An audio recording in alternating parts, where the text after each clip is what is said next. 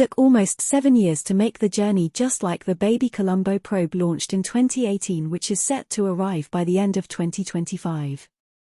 Now you might wonder, why does it take so long to reach a planet that is on average only 92 million kilometers away from Earth?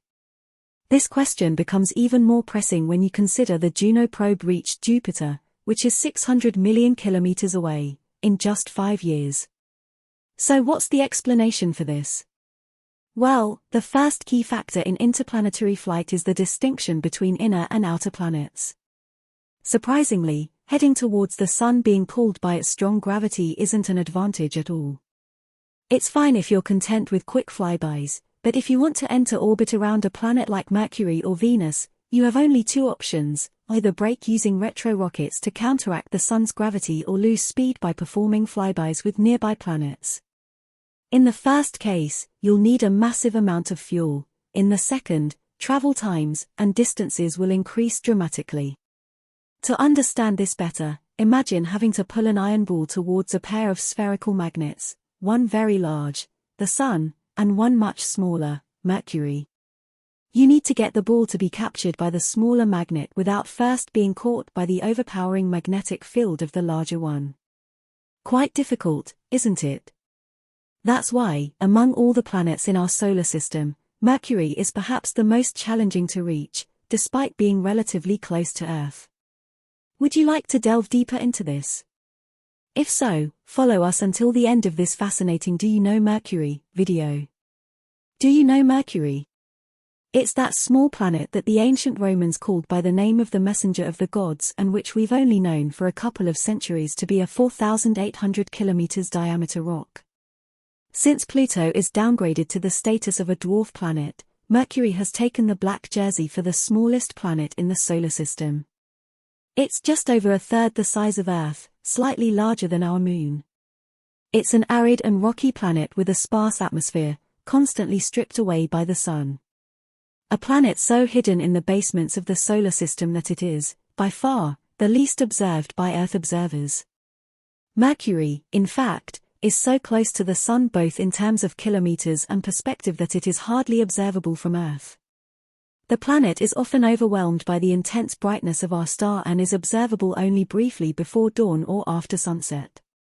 For this reason, until a few decades ago, our knowledge of Mercury's real characteristics was very limited. Even space programs have largely ignored Mercury. To date, there have only been 2 missions that have visited it. The first was NASA's Mariner 10, launched on November 3, 1973, which flew past its surface 3 times. Mariner 10 wasn't just the first mission to visit Mercury, it was also the first to utilize the gravity of one planet to reach another, a maneuver known as a gravitational assist or gravity sling.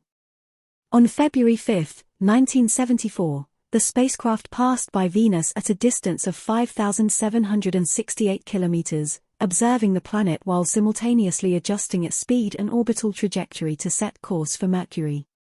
On March 29, 1974, the spacecraft skimmed about 703 kilometers from the surface of Mercury and continued to orbit the Sun.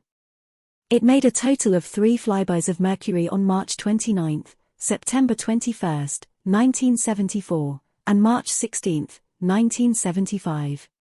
Despite its success, Mariner 10 imaged less than half of Mercury's surface, and the small planet remained largely unknown, especially compared to our knowledge of the other nearby planets.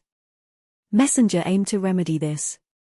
The spacecraft was launched on August 3, 2004, beginning its journey of almost 8 billion kilometers. Yes, you heard that right, 8 billion kilometers, to reach a planet that is only 90 million kilometers away from Earth. Towards Mercury for the first time, Messenger used multiple gravitational assists to reach the small planet. It orbited the Sun 15 times, crossing the orbits of Earth, Venus, and Mercury itself, with a trajectory resembling a moth attracted to different lamps. Messenger made a loop around Earth and then had 2 close encounters with Venus.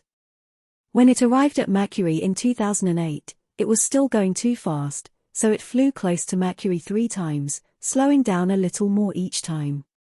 The 4th time it approached Mercury, it was slowed down enough that when it ignited its main engine, Mercury's gravitational field was finally able to capture it. Overall, Messenger made 3 distinct flybys of Mercury, January 2008, October 2008, and September 2009, before entering orbit around the planet on March 18, 2011. Its orbit was highly elliptical, and it took it near the planet's poles. During the nominal mission until March 2012, the probe orbited Mercury twice every 24 hours, with an orbit so elliptical that it took it to within 300 kilometers of the surface at the closest point and 15,000 kilometers at the farthest point, until the probe ran out of fuel and crashed into the surface on April 30, 2015. With about 40 missions sent to Venus and approximately 60 to Mars, Mercury has so far received visits from only 2 probes, 3 if you count the arrival of Colombo in 2025.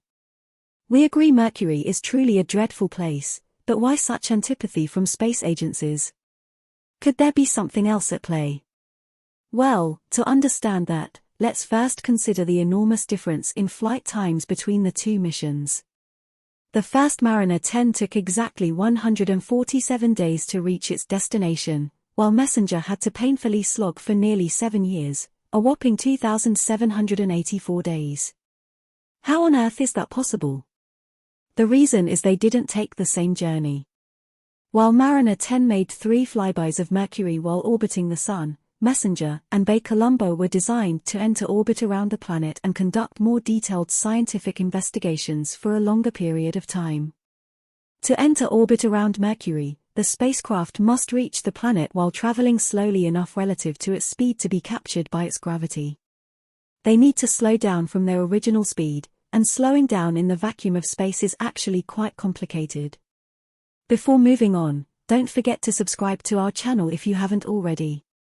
Make sure to hit the notification bell so you don't miss out on our daily videos.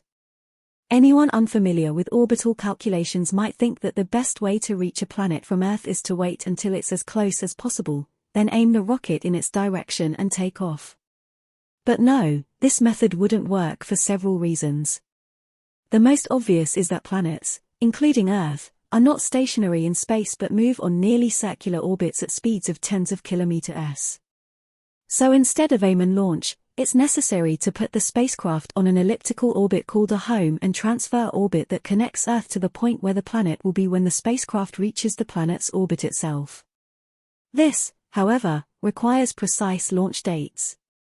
It should be noted that following a home and transfer orbit assumes that the rocket engine is only switched on twice, once to leave orbit and a second time to reach the target speed and orbit.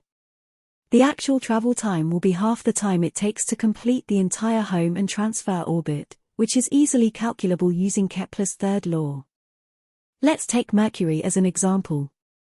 The transfer orbit from Earth is a semi-ellipse 310 million kilometers long, and under optimal conditions, it can be traversed in 105 days. However, it's important to keep in mind that in this case, the probe would fly past the planet at a speed of 58 km per second, over 200,000 km per hour, which would mean having only a few minutes available for necessary surveys. We'd be a bullet in space. And that's essentially what happened to Mariner 10, although it took a bit more leisurely approach during the journey, taking 147 days, and thus having the opportunity to slow down sufficiently to make 3 flybys of the planet. Could we do it in less than 105 days? Sure, we could. You know how long it would take a spacecraft to reach Mercury's orbit just by dropping it towards the Sun from anywhere in Earth's orbit? Only 55 days. The fact is that the spacecraft would have to start from a state where its orbital velocity is practically zero. This is impossible because any probe launched from the Earth has the speed due to the power of the rocket but also the orbital speed of the Earth, which is about 30 km per second. Now to make the probe fall perpendicularly to the Sun, it would be necessary to zero out this velocity by giving it an initial thrust of the same value but of the opposite sign, which would be practically impossible with current launch technologies.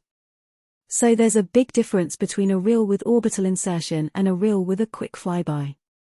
In the first case, the starting velocity would have to be slowed down near arrival to facilitate orbital insertion, and this would mean carrying and burning a lot of fuel. This is impractical because the spacecraft would become too heavy to be launched into Earth's orbit, even with the most powerful rocket. So how else could the increasingly faster fall of the probe towards the Sun be slowed down without resorting to very heavy fuel supplies? Simple, not really. You send the spacecraft around the solar system so you can't take advantage of the powerful gravitational attraction of the other planets it approaches on its way to its destination. Depending on how the spacecraft approaches the moving planet, it can increase or decrease its velocity relative to the Sun. This allows us to give or take orbital energy from or to the planet and change the velocity of the spacecraft without using fuel. This maneuver, known as a gravity assist maneuver, flyby, swingby, or gravitational slingshot, allows us to explore a wide range of objects throughout the solar system with a limited fuel budget. If we want to visit distant outer planets and minor bodies, we can take some extra energy from Mars or Jupiter. If we want to visit Mercury, we can give some to the inner planets as we pass by. Like a billiards player carefully lining up the shot to ensure that the cue ends up in a good position for the next shot, mission planners must design a path for their spacecraft that sees it leaving each flyby on the correct trajectory to be in the right place at the right time for the next one. Even with onboard fuel to adjust the spacecraft's orbit between flybys, it still takes years to shed the energy as cosmic billiard balls traverse the vast distances through space between encounters. As a result, using closed flybys to help a spacecraft arrive at Mercury slowly enough to enter its orbit is great for reducing the fuel requirement, but it makes reaching the small planet a very long journey. This method of putting a spacecraft into orbit around Mercury and solving the math behind it has occupied the minds of scientists and engineers for decades. Even today, there's no perfect formula for finding the best path for a spacecraft to reach a planet using flybys. Calculating this path requires expertise and patience from mission analysts. The time required to reach Mercury depends on several factors, including the launch window, trajectory, and mission objectives. With current technologies, a journey to Mercury typically takes several months or years. Historic missions like Mariner 10 and Messenger have provided valuable insights into this intriguing planet, while future missions like Colombo will continue to expand our knowledge as we strive to unveil the mysteries of Mercury. Each mission contributes to our understanding of the innermost planet in our solar system.